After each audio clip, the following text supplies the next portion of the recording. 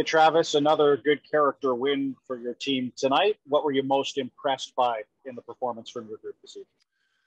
I think just how we stuck with the game. That's a pretty offensive team over there, and obviously coming out, getting the lead back in the second. And, I like how our team didn't go into the tank when we gave up the shorthanded goal. We talked about keeping that energy level high and keep pushing, and the guys responded great. That's a high-scoring team over there that you held to 5 goals in 2 games. Did you think your defensive play took another step in the right direction tonight? We were definitely better tonight than we were last game, for sure. I don't think I thought Holtz played outstanding again tonight, but he probably didn't have to make the saves that he made the other night. We were a little sharper. I thought we had some guys go in the lineup that gave us a lot of energy as well. Next up is Farhan Lalji. Second straight game, Travis. Your best period may have been your third. What does that say, given what you've been through, just from a conditioning standpoint these last few weeks? Yeah, it says a lot about your group. They want to win. They're, I think that's probably what it says the most, is that they're engaged. They want to win these games. And that power play that led to the Pearson goal, is that as well as you've seen the guys kind of move the puck around and just be dynamic before it eventually went in? Oh, they've made some nice goals this year. It was definitely a big goal, though, especially after giving up one. Okay, we'll go now to Daniel Wagner. Travis, apart from that shorthanded goal you mentioned, it seemed to be a very strong game for Quinn Hughes in terms of how he controlled the play from the back end. He seemed to have a lot more dynamism to his game in the offensive zone.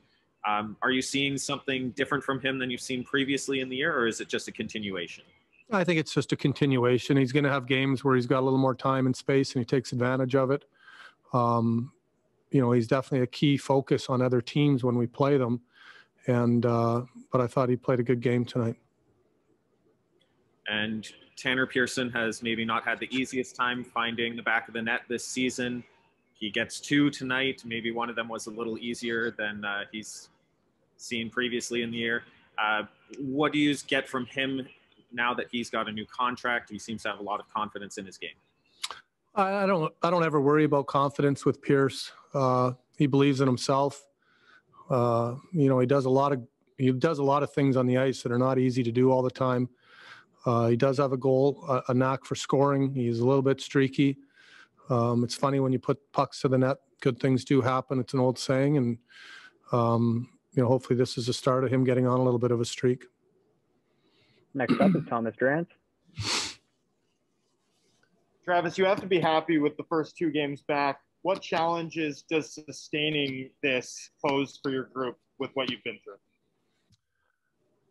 Just, I think you're not sure what their bodies are going to feel like after being off the ice. That's probably the biggest thing, is keeping our energy level high, keeping our emotional energy high. And when you win, it's a lot easier for that to happen. When you consider where your club has been at times this season, and then consider the fact that you've got 4 games in hand and are 8 points back of a playoff spot at this point in the season, even after everything that your club and you personally have been through over the past month, what does it mean to you to have a chance to coach some meaningful hockey here over the next week and change? That's why we play the game. Play the game to play games that matter. Talked about it about 4 days ago. Our group a lot of people were thinking that we couldn't win either one of these games. And our team's here to win. And we're not going to get too far ahead of ourselves. We've won 2 hockey games. We'll get some rest again tomorrow. And we're going to have to get ready to play another good hockey team. This Ottawa team's playing well. And we'll have our hands full the next game, but confident that our guys will be hungry to win again. Final hand raised here is Brendan Batchelor. Travis, just wanted to get your thoughts on Matthew Highmore in his first game tonight. Yeah, pretty impressive for a guy that hasn't skated for a while. Again, I thought, he's fast. He looks like a smart player. I thought adding him and Jake really gave us a lot of speed up front. Obviously, Smitty and Ole, I thought played a real strong games as well for being out for a while. I thought, just the 4 new bodies gave us a little more speed, a little more energy in our game, and played well.